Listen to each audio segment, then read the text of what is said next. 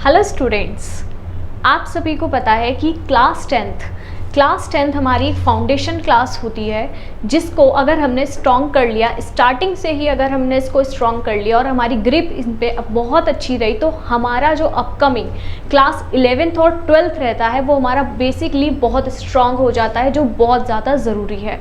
और इसको स्ट्रॉन्ग करने के लिए हमें क्लास 10th अपनी स्ट्रॉन्ग करनी बहुत ज़्यादा ज़रूरी है। इसीलिए हम लेकर आए हैं आपके लिए वीडियो पैकेजेस जिसमें आपको मिलेंगी क्लास 10th की मैथ्स एंड साइंस की सारी वीडियो।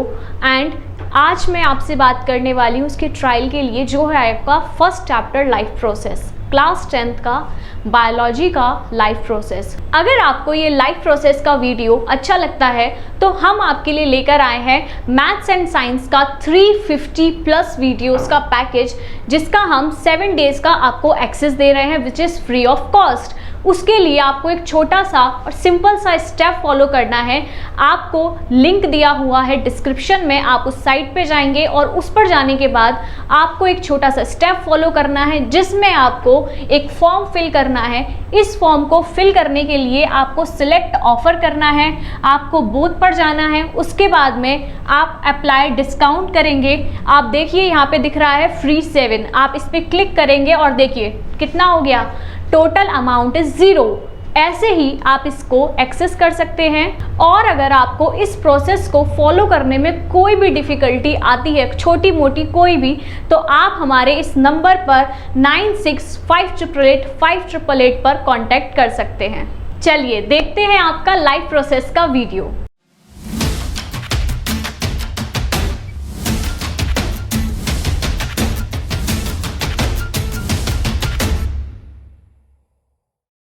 हाय लर्नर्स, लाइफ प्रोसेस एक ऐसा चैप्टर जो कि मैं कहूँ कि क्लास 10th में सबसे ज़्यादा इम्पॉर्टेंट और सबसे ज़्यादा इंटरेस्टिंग चैप्टर्स में से एक है। लेकिन सर आप ऐसा क्यों कह रहे हैं कि ये सबसे ज़्यादा इम्पॉर्टेंट और सबसे ज़्यादा इंटरेस्टिंग है? करेक्ट, मैं बिल्कुल ठीक कह रहा हूं, और वो भी इसलिए क्योंकि हम इस लाइफ प्रोसेसेस के अंदर हमारी लाइफ से रिलेटेड, यानी कि आप डे टू डे लाइफ में जो भी एक्टिविटीज करते हैं उसका आपकी बॉडी में क्या इम्पैक्ट पड़ता है, या आपकी बॉडी उन एक्टिविटीज को करने में किस तरह से अपना रोल प्ले करती है, हम उन सारी एक्टिविटीज के बारे में या बॉडी के उन सारे फंक्शंस के बारे में हम लोग जानेंगे इस चैप्टर के अंदर। और यही सब चीजें इस चैप्टर को बहुत इंटरेस्टिंग बनाती है। इस चैप्टर में हम लोग डील करेंगे फिजियोलॉजी के साथ। किसके साथ डील करेंगे इस चैप्टर में? मैंने कहा कि हम लोग डील करेंगे फिजियोलॉजी के साथ। क्या होती है ये फिजियोलॉजी, जरा उसको जानते हैं। जैसे कि मैंने कहा कि हम इसमें डील करेंगे फिजियोलॉजी के साथ। बच्चों, ये जो वर्ड है ना फिजियोलॉजी, ये एक ग्रीक वर्ड से बना है। किससे बना है? ग्रीक वर्ड से बना है। और वो ग्रीक वर्ड कौन सा होता है? जैसे एक वर्ड होता है फिजिस। क्या होता है? फिजिस। और दूसरा वर्ड होता है लॉगस। क्या होता है? लॉगस। फिजिस का मतलब होता है किसी चीज का नेचर या फिर उसका ओरिजिन। नेचर या फिर ओरिजिन। और लॉगस जो वर्ड है वो बनाता है लॉजिको, जिसका मतलब होता है टू स्टडी ऑफ। क्या मतलब होता है? To study of. यानी कि हम इसमें हमारे जितने भी जो बॉडी के पार्ट्स होते हैं, जितने भी जो बॉडी के ऑर्गन्स होते हैं, उनका नेचर किस तरह का है, जितने भी जो आप बॉडी के ऑर्गन सिस्टम्स के बारे में पढ़ते हो, चाहे वो डाइजेस्टिव सिस्टम हो, रेस्पिरेटरी सिस्टम हो, सर्कुलेटरी सिस्टम हो, एटसेट्रा, उन सभी के नेचर के बारे में हम स्टडी करते हैं। अब सर ये नेचर किस तरह का होता है? नेचर का मतलब कि वो फंक्शन किस तरह से अपना करता है, और आपकी बॉडी में या आपकी बॉडी की फिजियोलॉजी को मेंटेन करने में अपना रोल किस तरह से प्ले करता है। इस पूरे लेक्चर में इस इंट्रोडक्टरी लेक्चर में मैं कहूं कि हम लोग इन वेरियस लाइफ प्रोसेसेस के बारे में बात करेंगे। अब आपके मन में एक सवाल आ रहा होगा, क्या सर हम इसमें सिर्फ हमारी बॉडी की या फिर ह्यूमंस की बॉडी की फिजियोलॉजी के साथ डील करेंगे? नहीं, ऐसा नहीं है। हम लोग इसमें कुछ यूनिसेल्युलर ऑर्गेनिजम्स के बारे में भी बात करेंगे और हम लोग कुछ इसमें प्लांट्स के बारे में भी बात करेंगे कि उनकी बॉडी में फिजियोलॉजी का पार्ट क्या है या उनकी बॉडी के जो ऑर्गन्स हैं वो किस तरह से अपना रोल प्ले करते हैं। उसके अलावा हम कुछ, मैंने कहा कि यूनिसेल्युलर ऑर्गेनिजम्स के बारे में भी चर्चा करेंगे, राइट। अब वो यूनिसेल्युलर ऑर्गेनिजम्स कौन से होंगे और वो प्लांट्स की प्रोसेसेस कौन सी होंगी, वही सब चीजें हम लोग आगे इस चैप्टर में जानेंगे। तो चलिए देखते हैं कि लाइफ प्रोसेसेस में और क्या क्या है। Let's start. तो सबसे पहले हम लोग यहाँ पे बात करेंगे बच्चों, इस पूरे मैंने जैसा कि आपको बताया introductory section and what our life processes, कौन से होते हैं लाइफ प्रोसेसेस, उनके बारे में जानेंगे। ये हमारे रहेंगे इस लेक्चर के टॉपिक्स। तो सबसे पहले मैंने आपको कहा कि जितने भी जो हमारे लिविंग ऑर्गेनिजम्स होते हैं, कौन से ऑर्गेनिज्म? Living organism. क्या इनकी प्रॉपर्टीज होती हैं और ये कैसे दिखते हैं? भाई जैसे कि हम हैं, हम भी तो एक लिविंग ऑर्गेनिज्म हैं, प्लांट्स हैं वो भी एक लिविंग ऑर्गेनिज्म है, और जितने भी जो आप यूनिसेल्युलर यानी कि सिंगल सेल्ड ऑर्गेनिज्म, कौन से ऑर्गेनिज्म? यूनिसेल्युलर। कौन से कहे मैंने? यूनिसेल्युलर ऑर्गेनिज्म, उनके बारे में हम लोग इसमें बात करेंगे।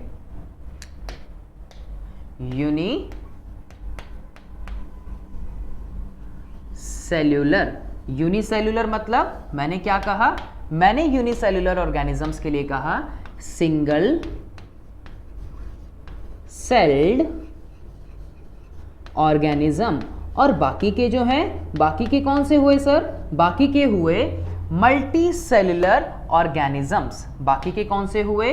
Multi cellular organism. और मल्टी सेल्युलर ऑर्गेनिजम्स में जिनके पास मैनी सेल्स हैं। मैनी सेल्स मतलब जैसे कि हम लोग बात करेंगे इसमें इस चैप्टर में ह्यूमंस के बारे में, जैसे कि हम लोग बात करेंगे इस चैप्टर में थोड़ी सी प्लांट्स के बारे में, ठीक है। सो इन सब को हम यहाँ पे एज अ लिविंग ऑर्गेनिज्म इस चैप्टर में स्टडी करेंगे। सो लिविंग ऑर्गेनिजम्स जो होते हैं they require continuous supply of energy. Why they need a continuous supply of energy? क्योंकि हम लोग जानते हैं ना, हम कितने सारे सुबह से लेकर शाम तक फंक्शंस करते हैं, जैसे कि आप भागते हैं, चलते हैं, सोते हैं या फिर अदर एक्टिविटीज जितनी भी आप करते हैं, उसके लिए हमारी बॉडी को क्या चाहिए? उसके लिए हमारी बॉडी को चाहिए एनर्जी, और वो भी कैसे? Continuous supply. सर ये कॉन्टिन्यूअस सप्लाई जो एनर्जी की हो रही है ये कहाँ जाती है? ये जाती है आपकी बॉडी की सेल्स के अंदर। कहाँ जाती है? आपकी बॉडी की सेल्स के अंदर। सर ये सेल्स के अंदर किस फॉर्म के अंदर जाती है? तो वो हम अभी आगे हम उसके बारे में जानेंगे जब हम एक दूसरे कॉन्सेप्ट के बारे में पढ़ेंगे। तो एक लिविंग ऑर्गेनिज्म को रिक्वायर है कॉन्टिन्यूअस सप्लाई ऑफ एनर्जी। क्या चाहिए उसको? Continuous supply of energy to do work at least for fundamental activities to sustain life. Sir ये fundamental activities कौन सी होती हैं? अगर मैं fundamental activities के बारे में बात करूं तो fundamental activities आपकी कौन सी हो गई?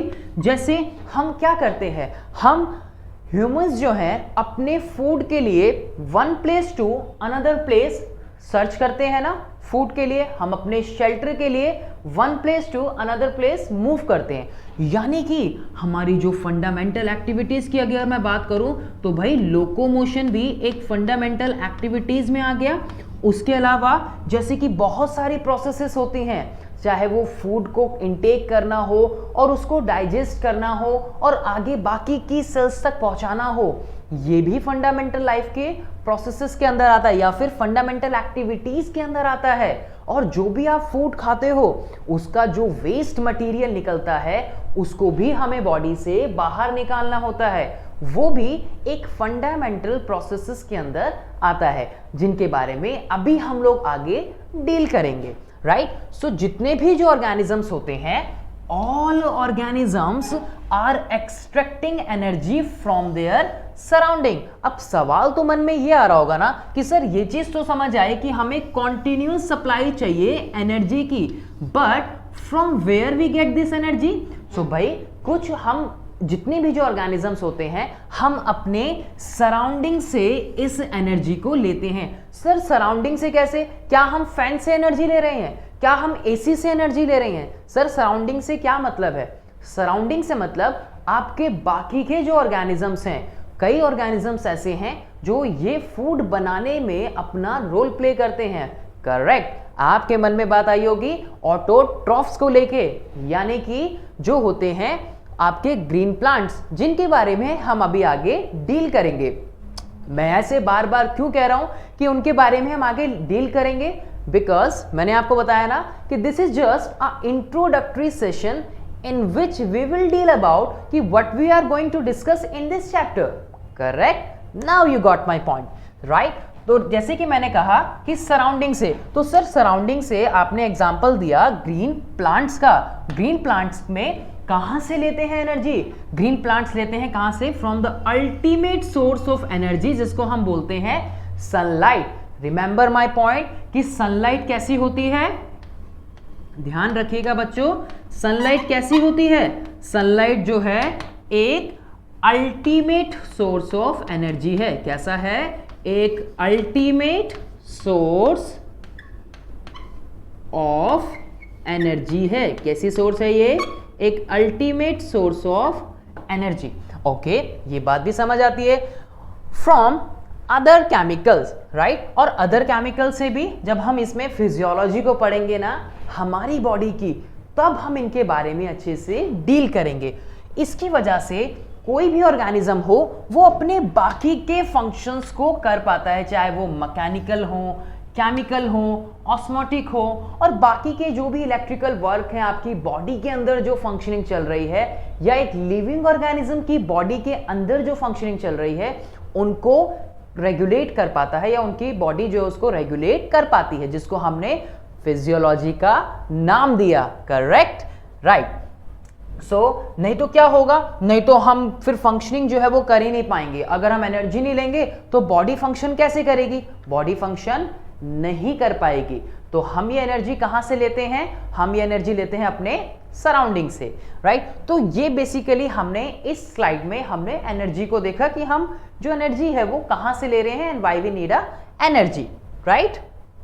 ओके, सो नाउ हम क्या करते हैं? We can observe living organism perform various activities. जिन एक्टिविटीज के बारे में मैं आपको बात बता रहा था ना, जैसे कि रनिंग हो गया, जैसे कि स्विमिंग हो गया, ईटिंग हो गया, मेकिंग नॉइज, प्लेइंग, बहुत सारी एक्टिविटीज है, या लोकोमोशन हो गया, राइट, या फिर मूवमेंट हो गई सिंपल। ये बहुत सारी एक्टिविटीज जो हैं हम एक लिविंग ऑर्गेनिज्म जो है वो कर पाता है। अब लिविंग ऑर्गेनिज्म से बात मन में आ रही होगी ना कि सर अभी तो आपने कहा था कि प्लांट्स भी होते हैं, प्लांट्स भी होते हैं जो लिविंग के अंदर आते हैं, और हम बात कर रहे हैं किसके बारे में? एक ह्यूमन के बारे में भी हम लोग यहाँ पे बात कर रहे हैं। बिल्कुल, दोनों ही लिविंग है, लेकिन यहाँ हमें जो प्रोसेसिंग देखने को मिलती है, प्रोसेसिंग तो होती है, लाइफ प्रोसेसेस इनकी बॉडी में भी होती है, लाइफ प्रोसेसेस इनकी बॉडी में भी होती है। ये जो होते हैं एनिमल्स, ये थोड़ा सा ज्यादा फंक्शन अपना प्ले करते हैं। जैसे कि मैंने बताया था ना अभी आपको इनिशियली कि जैसे फूड के लिए या शेल्टर्स के लिए एनिमल्स को लोकोमोट करना पड़ता है, लेकिन बच्चों ये तो लोकोमोट नहीं करते। अच्छा, वर्ड कौन सा आया यहाँ पे? लोकोमोशन या लोकोमोट। क्या मतलब होता है लोकोमोशन का यहाँ पे? चलिए जरा एक छोटी सी जानकारी आपको इसके अंदर हम देते हैं। मैंने कहा लोकोमोशन, मैंने कहा लोकोमोशन। लोकोमोशन का मतलब होता है बच्चों, जैसे कि यहां कोई ए पॉइंट है और आप इस ए पॉइंट से बी पॉइंट के ऊपर मूव कर गए, one place to another place.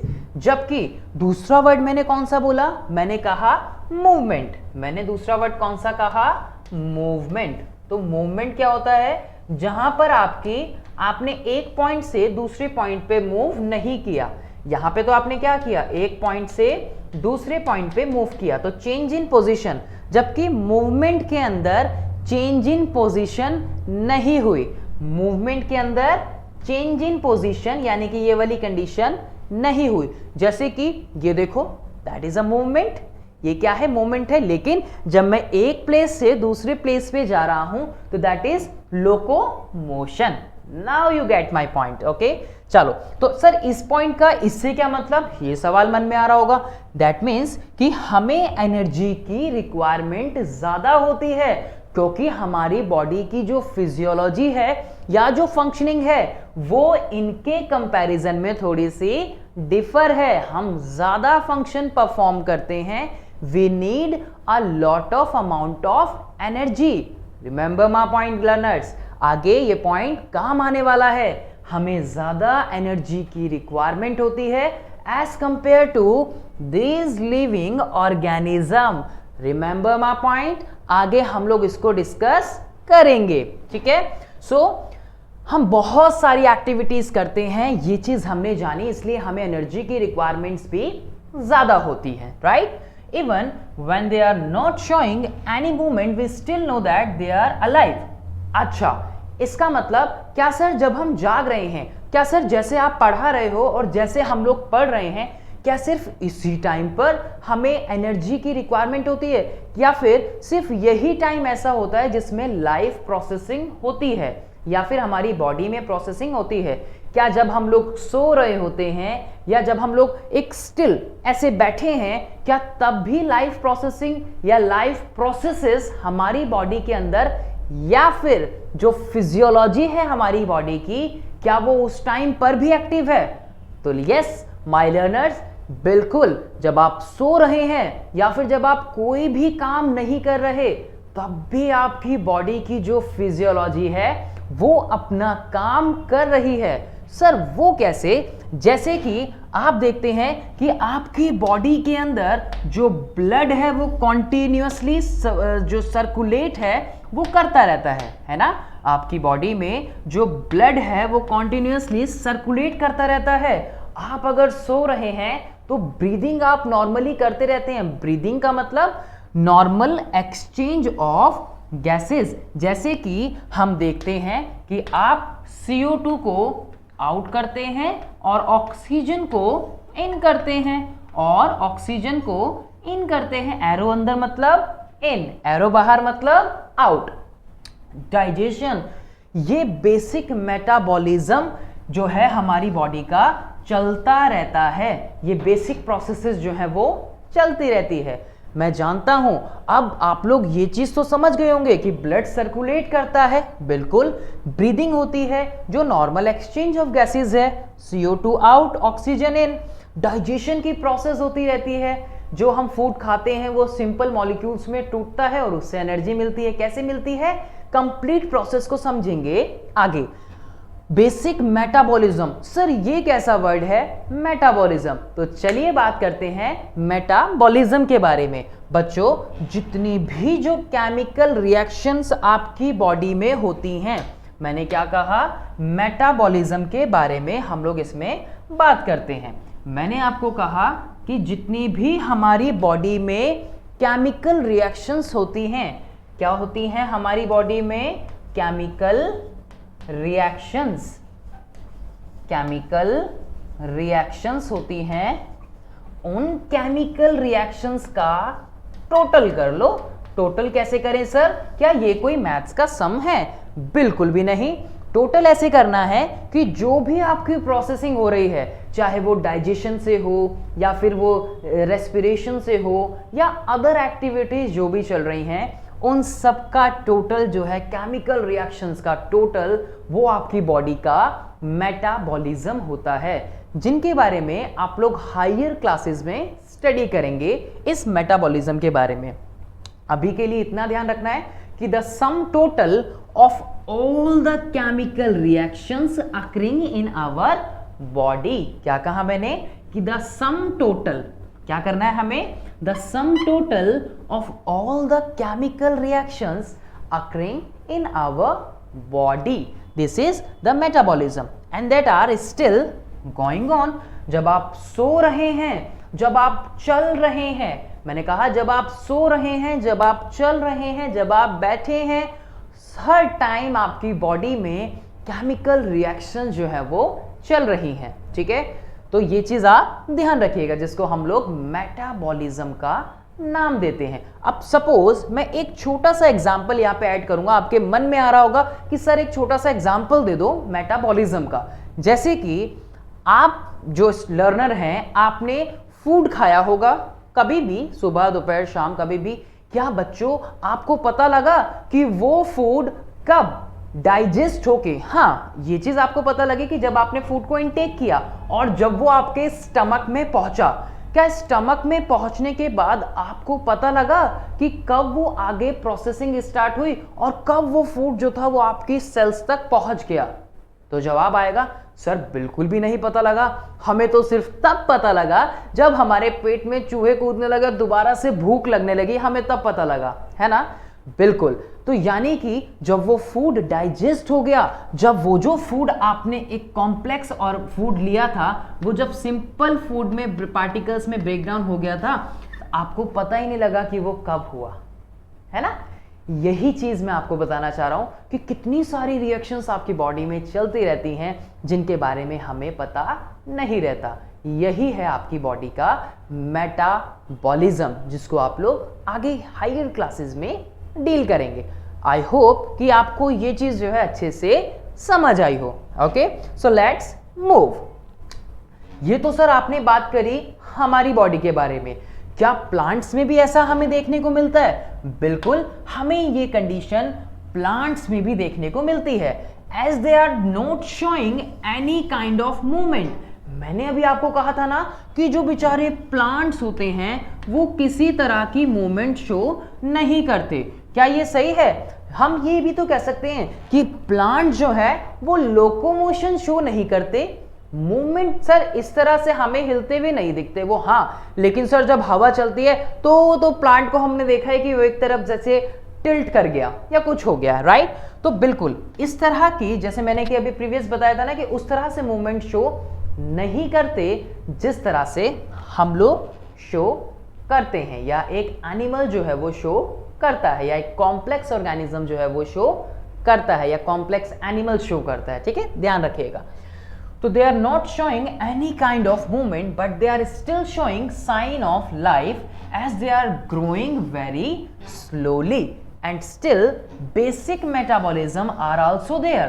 Sir, हमें वो मूवमेंट करता हुआ तो नहीं दिख रहा, या फिर वो लोकोमोट करता हुआ तो हमें नहीं दिख रहा, लेकिन उसके बावजूद हम क्या देखते हैं? हम ये देखते हैं बच्चों कि अगर हमने ये छोटा सा प्लांट सपोज हमने लगाया था तो कुछ सालों बाद वो एक बड़ा पेड़ बनते हुए हमने जरूर देखा है ना? स्लो प्रोसेस होती है लेकिन प्रोसेस जरूर होती है। इसका मतलब उसने भी जो अपना फूड लिया होगा, इस प्लांट ने भी जो अपना फूड लिया होगा, उस फूड से उसकी बॉडी में उसको एनर्जी मिली, या इसने जो अपना फूड बनाया होगा उससे उसकी बॉडी को क्या मिली? एनर्जी मिली। वो एनर्जी कैसे मिली इसको हम लोग आगे बच्चों डील करेंगे, राइट? तो इसका मतलब यहां से ये रिजल्ट निकला कि इनकी बॉडी में भी मेटाबॉलिज्म की प्रोसेस जो है वो होती है, राइट? यानी कि जहां से जब ये बना तो इसकी बॉडी में भी मेटाबॉलिज्म हुआ होगा, राइट? इसकी बॉडी में भी क्या हुआ होगा? मेटाबॉलिज्म जो है वो कंप्लीट हुआ होगा, तभी तो उसने ग्रोथ किया, राइट? ध्यान रखिएगा। So the ability to harness energy and channel it into the biological world, the fundamental property of life. यानी कि ये जो मेटाबॉलिज्म का होना बॉडी के अंदर, ये एक फंडामेंटल प्रॉपर्टी को शो करता है। फंडामेंटल प्रॉपर्टी मतलब जो एक बेसिक प्रॉपर्टी होती है किसी लिविंग ऑर्गेनिज्म के बॉडी के अंदर। अब चाहे वो ये एक कॉम्प्लेक्स ऑर्गेनिज्म हो या फिर एक सिंपल ऑर्गेनिज्म ही क्यों ना हो, राइट। चलिए आगे देखते हैं बच्चों, लाइफ प्रोसेसेस का क्या मतलब होता है। तो लाइफ प्रोसेसेस मतलब जिसके बारे में हम लोग डील कर रहे हैं। So all the processes like respiration, like digestion, like आपका, इसके अलावा अगर मैं इसमें और ऐड करूं डाइजेशन, या फिर मैं कहूं कि जैसे सर्कुलेशन, ये ऐसी प्रोसेसेस हैं जो एक लिविंग ऑर्गेनिज्म की बॉडी के अंदर होती हैं, लाइक सर्कुलेशन, ठीक है। All the processes like respiration, digestion, circulation, excretion, also excretion etcetera, excretion etcetera, ठीक है। ये ऐसी प्रोसेसेस हैं जो एक साथ मिलकर एक लिविंग ऑर्गेनिज्म को जिंदा रखती हैं। ये एक साथ प्रोसेसेस हमारी बॉडी के अंदर होती रहती हैं, और ऐसा नहीं है कि एक बार हुई और रुक गई, या जैसे आपने आज खाना खाया तो आज डाइजेशन हुआ, उसके बाद 10 दिन तक डाइजेशन हो ही नहीं रहा। ऐसा हो सकता है क्या? अगर ऐसा होगा तो हम जिंदा कैसे रहेंगे, राइट? नहीं रह सकते ना। तो इसका मतलब ये एक ऐसा काम करती है जो हर रोज होता है, इसलिए हम इसको क्या नाम देते हैं बच्चों? इसलिए हम इसके साथ एक वर्ड ऐड करते हैं कि the job of body maintenance, the job of body maintenance, यानी कि जॉब का मतलब कि उसको रेगुलर काम करना है, उसको रेगुलर लगातार जो है ब्लड को सर्कुलेट करना है, उसको लगातार जो है बॉडी में ब्रीदिंग करनी है, उसको लगातार जो है सेल्यूलर रेस्पिरेशन करना है, उसको लगातार जो है जब भी फूड आएगा डाइजेशन की प्रोसेस को करना है। ये चीज समझ आई ना? तो आपको लाइफ प्रोसेसेस के बारे में अच्छे से समझ अब आ गया होगा लर्नर्स, राइट? तो यानी कि ये बात अब हमारी क्लियर हो चुकी है कि लाइफ प्रोसेसेस का क्या मतलब है, कि एक लिविंग ऑर्गेनिज्म की बॉडी में रेस्पिरेशन, डाइजेशन, सर्कुलेशन, एक्सक्रीशन या अदर जो भी प्रोसेसेस हैं, इनके अलावा वो जब एक साथ सारा काम करती हैं, which together keep the living organism alive and perform the job of body maintenance. Body maintenance मतलब कि अगर बॉडी में कहीं भी रिक्वायरमेंट है उसको फंक्शन कराने की, या कोई भी अगर बॉडी में हार्म हुआ है उसको क्योर करने की, ये सारी प्रोसेसेस इन फंक्शंस की वजह से, इन लाइफ प्रोसेसेस की वजह से लर्नर्स हो पाती हैं, इसलिए हम इनको लाइफ प्रोसेसेस का नाम देते हैं। और आपको याद होगा मैंने एक वर्ड लिखा था, मैंने क्या लिखा था वर्ड? फिजियोलॉजी। मैंने वर्ड लिखा था फिजियोलॉजी। तो इसका मतलब हम इस पूरे चैप्टर में इसी फिजियोलॉजी यानी कि हमारे ऑर्गन सिस्टम किस तरह से फंक्शन करते हैं, हम उनके बारे में डील करेंगे, और वो क्या क्या अपना रोल प्ले करते हैं हमारी बॉडी को अलाइव रखने में, एक लिविंग ऑर्गेनिज्म को जिंदा रखने में अपना कैसे रोल प्ले करते हैं, इस चैप्टर में हम लोग डील करने वाले हैं। आई होप कि आपको ये चीज जो है वो बहुत अच्छे से समझ आई हो। और एग्जाम पॉइंट ऑफ व्यू से एक बात बच्चों, अगर लाइफ प्रोसेसेस की डेफिनेशन पूछी जाती है तो आप लोग ये डेफिनेशन जरूर लिखें, जिससे कि आपको कंप्लीट या फुल मार्क जो है 1 मार्क हो वो आपको मिल सके, राइट? चलिए कुछ सवाल इस इंट्रोडक्टरी पोर्शन से हम लोग बात करते हैं, ठीक है? जैसे कि एक वर्ड आया यहाँ पे डिफ्यूजन। अब मन में सवाल आ रहा होगा कि सर डिफ्यूजन जैसा वर्ड तो हमने पढ़ा ही नहीं, तो क्वेश्चन में कैसे आया? मैं आपको बताऊं, हमने एक बात पढ़ी थी अभी, यूनिसेल्युलर ऑर्गेनिज्म। तो जो सिंगल सेल्ड ऑर्गेनिज्म थे, हमने पढ़ा था ना अबाउट द यूनिसेल्युलर ऑर्गेनिज्म, बताया था ना मैंने। तो यूनिसेल्युलर ऑर्गेनिजम्स जितने भी होते हैं उनकी बॉडी में एक कॉम्प्लेक्स प्रोसेसिंग हमें ज़्यादा देखने को नहीं मिलती, या हम कहें कि वो प्रोसेस ना के बराबर हमें देखने को मिलती है, राइट। सो यूनिसेल्युलर ऑर्गेनिज्म का अगर मैं एग्जाम्पल आपको यहाँ पे दूं तो वो है जैसे कि अमीबा, और इसके बारे में हम लोग बच्चों डील भी करेंगे इस चैप्टर में। तो डिफ्यूजन एक सिंपल प्रोसेस होती है, ध्यान रखिएगा। डिफ्यूजन कैसी प्रोसेस होती है? डिफ्यूजन बच्चों एक सिंपल प्रोसेस हमें देखने को मिलती है, राइट। दैट इज, अब बोलते क्या है, हो क्या रहा है यहाँ पे, वही फिजियोलॉजी को मेंटेन करने में अपना रोल प्ले ये डिफ्यूजन जो है वो करती है, processing. Why is diffusion insufficient to meet the oxygen requirement of multicellular organism like human?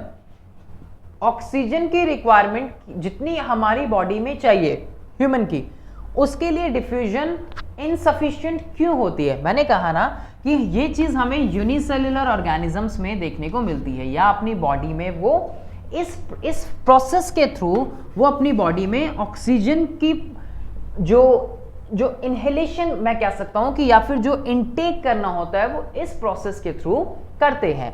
तो बेसिकली ये जो डिफ्यूजन की प्रोसेस होती है बच्चों, ये कैसी प्रोसेस होती है? ये एक स्लो प्रोसेस हमें देखने को मिलती है। कैसी प्रोसेस? स्लो प्रोसेस हमें देखने को मिलती है, जो ज्यादातर एक यूनिसेल्युलर ऑर्गेनिजम्स भी उसको उनकी बॉडी के अंदर हमें देखने को मिलती है, ठीक है।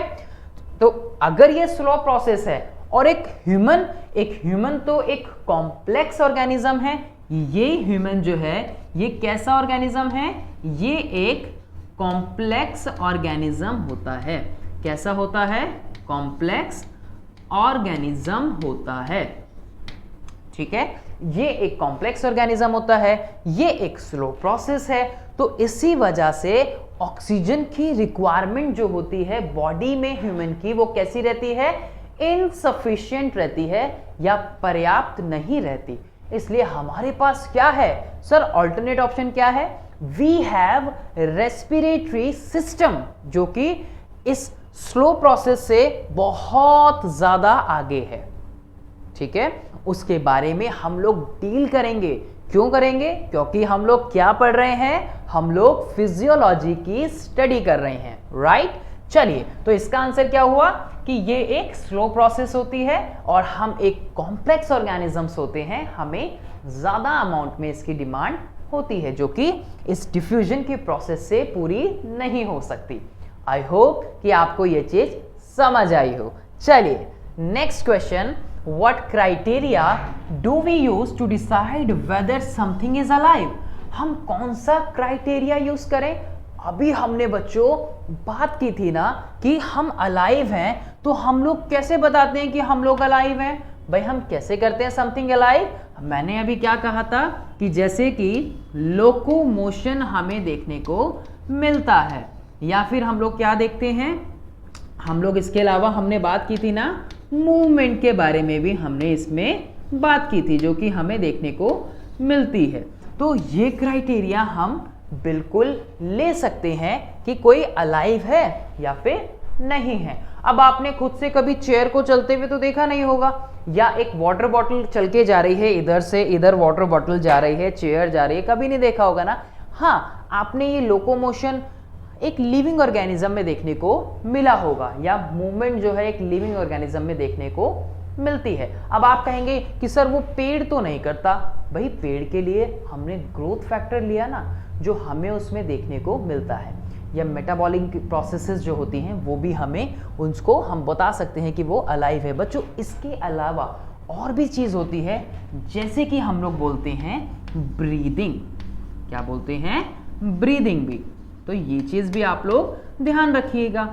हम ऐसी बहुत सारी प्रोसेसेस जो हैं हम उसमें बता सकते हैं कि कोई अलाइव है या नहीं है। गैसेस एक्सचेंज तो हो रहा है ब्रीदिंग के अंदर, ये चीज़ हमें प्लांट्स में भी देखने को मिलती है, ध्यान रखिएगा, ठीक है। नेक्स्ट क्वेश्चन बच्चों, what are outside raw materials used for by an organism? एक ऑर्गेनिज्म आउटसाइड रॉ मटेरियल्स क्या क्या यूज करता है, बच्चों क्या बोला यहाँ पे, यूज्ड फॉर एन ऑर्गेनिज्म। क्या लेते हैं हम अपनी बॉडी के लिए बाहर से क्या लेते हैं, हमने अभी बात की थी ना, किसके बारे में हमने बात की थी बच्चों, हमने किसके बारे में बात की थी अभी, फूड के बारे में। वेरी गुड बच्चों, फूड के अलावा मैंने अभी आपको ब्रीदिंग बताया था ना, तो उसमें मैंने क्या बोला था, गैसेस यानी कि ऑक्सीजन के बारे में भी हमने बात की थी, राइट। तो यानी कि ऐसे ये चीजें हैं, या फिर मैं कह सकता हूं ऑक्सीजन के अलावा मैं गैसेस भी बोल सकता हूं, मैं गैसेस के बारे में भी बता सकता हूं, ध्यान रखिएगा। तो ये तो ऑक्सीजन भी हो गई जो हम बाहर से लेते हैं। अगर मैं अपनी बात करूं, और हम फूड भी लेते हैं जो बाहर से लेते हैं, हमारी बॉडी फूड कहाँ बनाती है, नहीं बनाती ना, बिल्कुल भी नहीं बनाती। सो इसका मतलब फूड और ऑक्सीजन जो हो गए बच्चों, वो कैसे हो गए हमारे, हम आउटसाइड से लेते हैं, हम और ऑर्गेनिज्म तो हम लोग हैं, करेक्ट। तो ये चीज आपको समझ आई ना। Next question, what processes would you consider essential for maintaining life. ये तो आप जरूर आपके माइंड में मेरे बोलते के साथ ही आ गया होगा ना, बिल्कुल आ गया सर, बिल्कुल आ गया। और हमें ये भी समझ आ गया कि हम इसमें क्या लिखेंगे। भाई प्रोसेसेस के बारे में पूछिए ना, तो अभी हमने जैसे प्रोसेसेस के बारे में बात की थी ना, जिनको आपने लाइफ प्रोसेसेस का नाम दिया था, है ना। और ये लाइफ प्रोसेसेस हमने बच्चों कौन कौन से बोले थे, ये लाइफ प्रोसेसेस हमने बोली थी कौन कौन सी, जैसे कि अभी हमने डील किया था किसके साथ, रेस्पिरेशन के साथ, है ना। या फिर आपने बोला था अभी सर डाइजेशन के बारे में भी। सो बिल्कुल हम लोग इसमें डाइजेशन के बारे में भी डील कर सकते हैं, या फिर हम उसको लिख सकते हैं। सर आपने सर्कुलेशन का भी अभी नाम दिया था, तो बिल्कुल सर्कुलेशन भी जो है वो एक लाइफ प्रोसेस के अंदर आ गया। तो ये क्या हुई हमारी वेरियस लाइफ प्रोसेसेस। इसके अलावा आप और भी लिख सकते हैं। ये क्वेश्चन बच्चों शॉर्ट मार्क्स में आपके पूछे जा सकते हैं, जो एनसीईआरटी के इस कॉन्सेप्ट से रिलेटेड हैं। आई होप कि आपको ये चीज समझ आई हो। उसके अलावा डिफाइन लाइफ प्रोसेस, आपको इसमें क्या लिखना है, मैंने आपको लाइफ प्रोसेसेस तो आपको पता लग गई। हमने कीवर्ड क्या लिया था यहाँ पे, हमने कीवर्ड लिया था टू मेंटेनेंस जॉब, या जॉब ऑफ बॉडी मेंटेनेंस हम इसमें लिखेंगे, ठीक है। तो आप इसमें क्या बताएंगे, आप इसमें बताएंगे जॉब ऑफ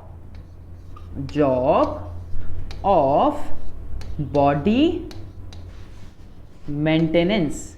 क्या बताएंगे, जॉब ऑफ बॉडी मेंटेनेंस, वो कीवर्ड याद है ना। और उसके बाद तो आप लोग लिख ही देंगे कौन से, जो वेरियस लाइफ प्रोसेसेस को हमने इसमें डील किया, हमने इसमें पढ़ा।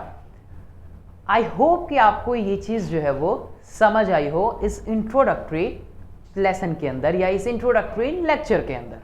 अब आगे हम लोग डील करेंगे इससे नेक्स्ट टॉपिक के बारे में, जो कि है न्यूट्रिशन।